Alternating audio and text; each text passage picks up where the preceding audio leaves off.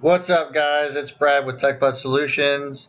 If you don't know our group, our TechBud Solutions group, just let me let you know real quick that we are a group of individuals who have networked together in order to find success. Primarily is with trading in the stock market. Um, our leader is Ricky Gutierrez. He does a lot of trades with technical analysis, very technical, usually finds somewhere between 5 and 10% growth potential and attacks that particular stock for the day. Um, I myself work primarily and specialize in OTC stocks. So those are stocks that aren't traded on, the public major public platforms such as Nasdaq, Dow Jones, and S&P 500. We have another channel. Who is Connor. And Connor basically makes all of his trades based off of momentum trades. I encourage you to check him out if that's something that you're interested. And we do have a new um, a new channel within the TechBud Solutions platform. His name is Kyle. Basically, for buying and selling and entrepreneurial ideas that way. And I will provide the links to all of those below in my description. Boy, do I got a lot to go over tonight.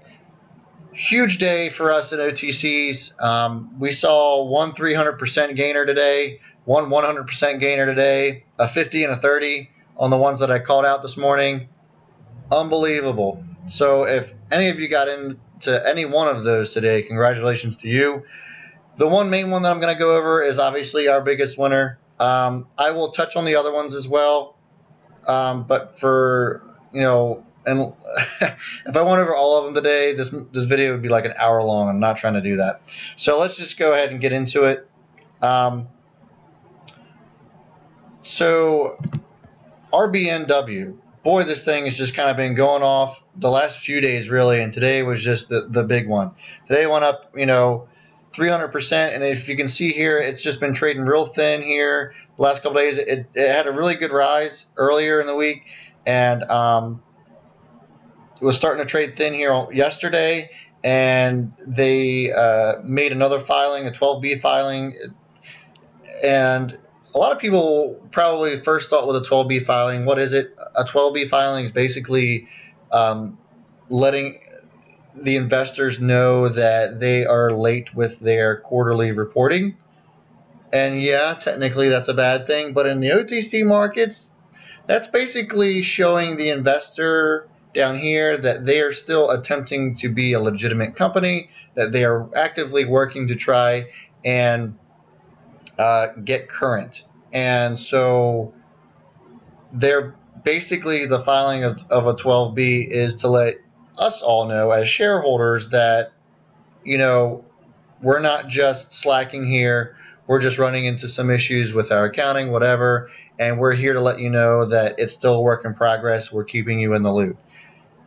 That speaks volumes to the investor. And so with everything else that's been going on with RBNW, it just made it skyrocket today. And what I mean by that is that there was also, this company is going to be providing lighting for the new Raiders Stadium in Vegas, and I'll go into that as well a little bit here. This is kind of the reason that I called it out first thing this morning. It wasn't in my list, unfortunately, that I initially put out, but then I also called it out in our group chat that this is going to be a big one along with a few others. So as I have shown you in my previous videos, went to Investors Hub. This is one of my trusted guys that I go to when looking through some of this stuff. And he provides several links here. I didn't need all of them. I just looked through the particular ones, such as this 12B.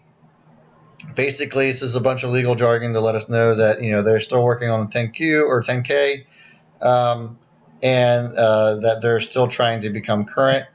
I did look into some of their other websites here just to make sure that they really were going to be the ones providing lighting for the stadium. Here's all the other filings. As you can see here, this was released And so after looking through all of that, I went and looked at my technical analysis here, which I showed right here. Basically, as I went through in my previous video about Bollinger Bands, just showing you how thinly this was being traded. Based on all the other news here, this is something that I saw a great potential in. And I mean, look how thin it got here before it just kaboom, you know? And this tripled in price today. Actually did not close at the highest that it was at today. Went a little bit higher than this. I don't expect that this is over yet with this company. There's talk of it going to 15. I don't know about that. You're going to have to do your own due diligence, make your own plan, and think about if you want to get into something like this. I don't particularly encourage traders, especially just starting out, to start chasing anything. You know, a lot of us are in positions where we can just continue riding this out to see where it goes, and we're okay with taking a little bit of loss because we've already gained so much. But then there's that potential that we could see that much more or buy into a dip or something like that. So this is huge for this company. Obviously, you know, getting a contract with the Raiders and the NFL, that is a really big deal. So there is definitely potential for this to go even higher. I mean, it's only sitting at 7 cents, so I'd imagine that it has the potential to go much higher than this. Will it? Nobody can really answer that question, but it certainly looks like it's trending that way. Other tickers I want to just go over real quick. And I can show you my watch list here that I have.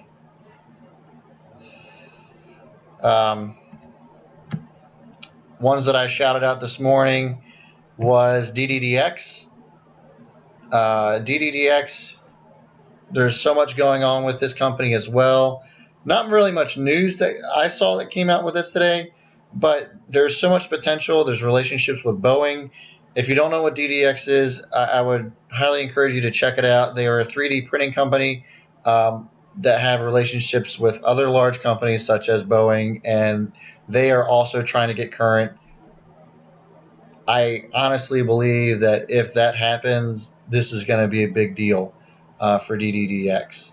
Also, while I'm at it, I get a lot of questions about, you know, what these aftermarket numbers do.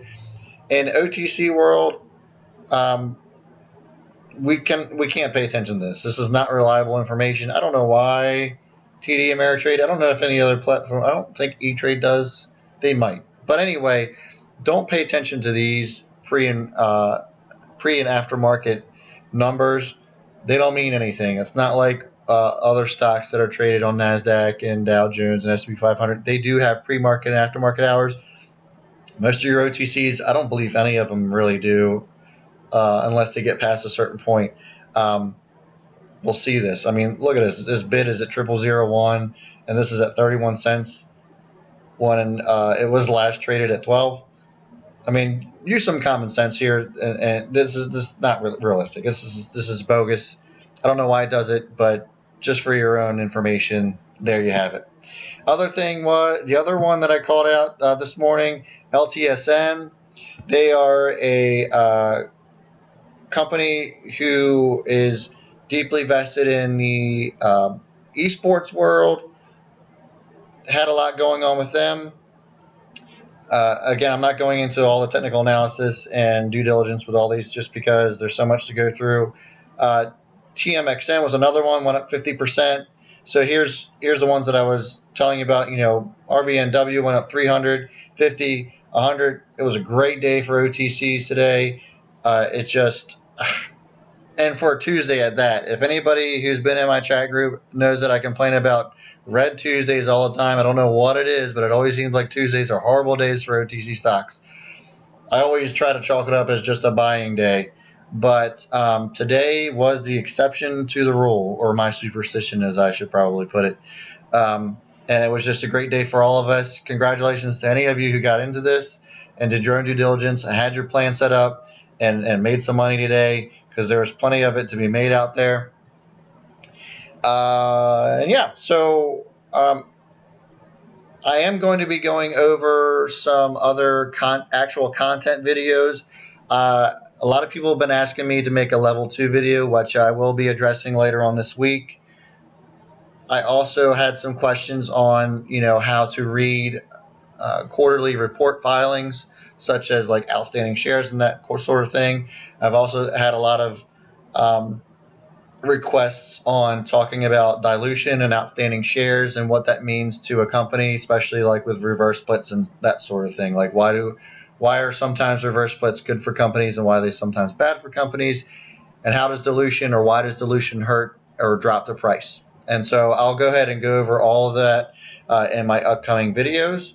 I was actually planning on going over level 2 tonight, but today was such a good day within our group that I just had to talk about it. It was pretty awesome, and I just wanted those of you who are not, very keen on looking into OTCs, or they're too scary for you or whatever. First of all, I'm not pressuring anybody to get into OTCs. I would never do that. And I will be the first one to tell you that they're not for everybody. Obviously, you're going to want to trade within what's your own risk tolerance. And if this is too risky for you, then I highly encourage you not to be a part of our group, or even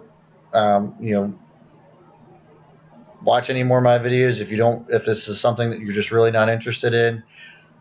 But having said that, if you're just even a little interested in it, or if it's just something that you just want to keep your finger on the pulse, so to speak, when it comes to this sort of thing, just give me a subscribe, give me a like, or just keep watching these videos, and you might see something that you might like, and who knows, you might end up putting a small position on one and seeing where it goes.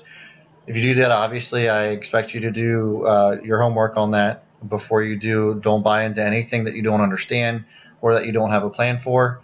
And so, yeah, having said all that, please leave a comment if there is a video that you want me to make, or, a topic that you want me to make a video on that I haven't already mentioned that I'm going to be making in the future. And one other thing, obviously you can see my Jeep here. If you haven't figured this out already, I'm a big Jeep guy, big car guy. I also do a lot of fishing, a little bit of golf here and there. And the reason I'm telling you that is I just want you to know me a little bit more as a person. I think that we have a very special group in our OTC chat within the TechBud Solutions group, where we talk more than just the stock market. I really like the dynamic that we have, that we kind of know everybody as a person. And to me, I feel like that we all care about each other a little bit more because of that. And I just like that culture that we've built. So, hit us up, leave me a comment. If you guys have a Jeep, send me a picture or something like that. I'd love to see it. And, so with that, I will leave you all a good night, and B. Smith is out.